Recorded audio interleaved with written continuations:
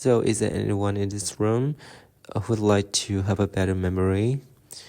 Better being able to remember things? Okay, that's nearly half of you. And is there anyone in this room who would like to have a better concentration?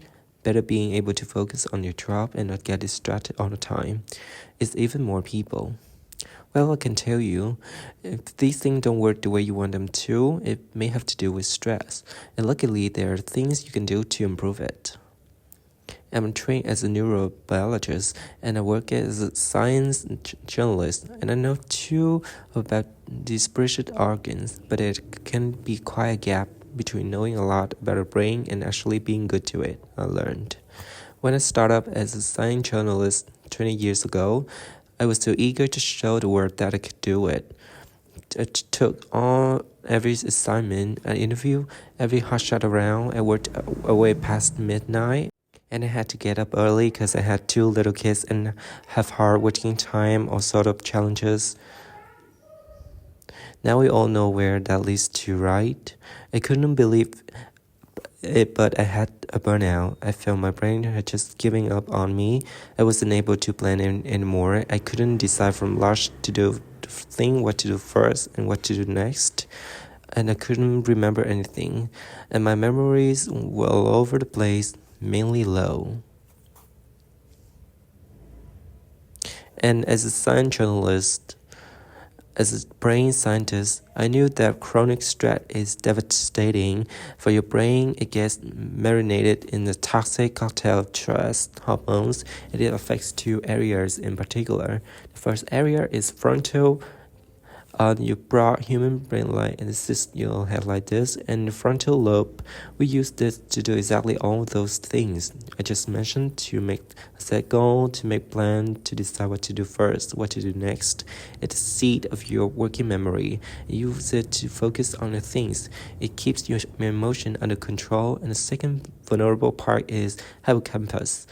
It's on either side, a bit more in the middle. And this is the core of your memory.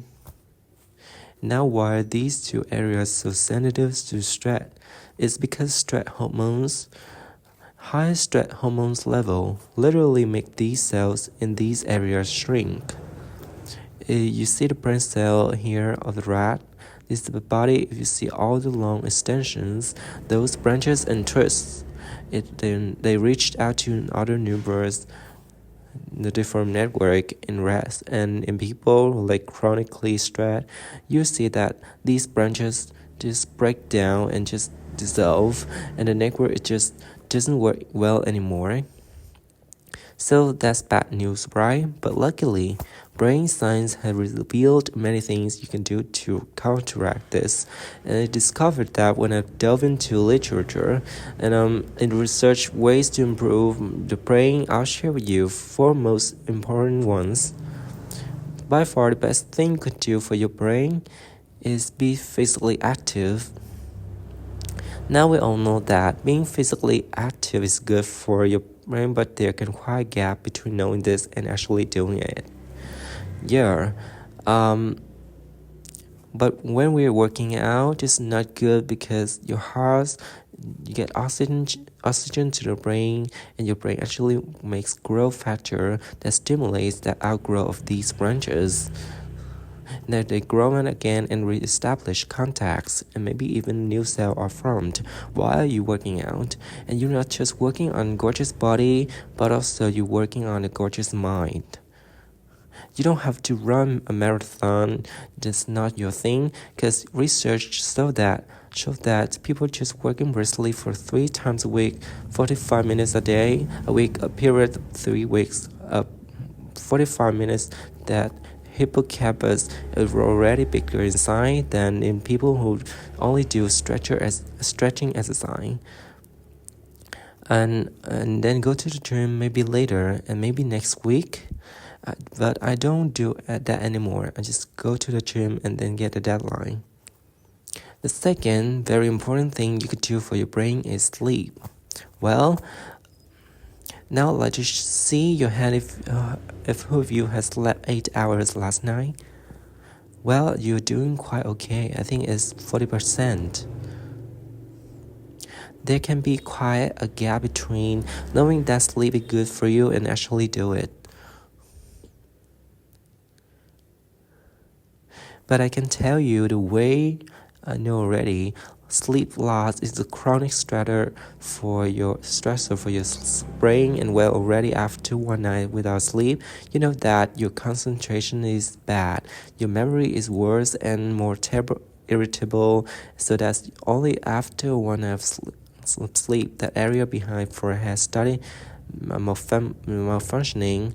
Whilst we sleep, our brain reorganizes itself. The good connections are strengthened, the bad connections are taken out.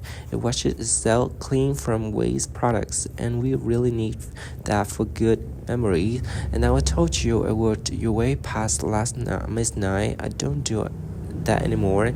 I make sure it's really difficult to me because I'm a night owl, up late, but whenever I miss an hour, I make sure I make up for it for the next night.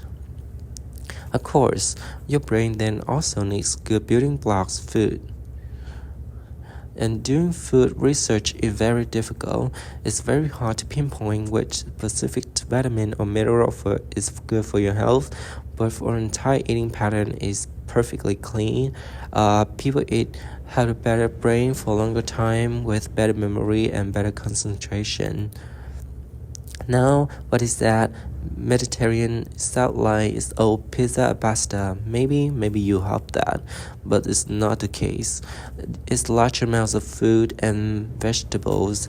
That's the basis. You see fish here. The flying fish is very important. It provides omega-3 fatty acids, and these essential building block food for our brain, and we cannot make them ourselves. Where you see some other, you can see some healthy fats.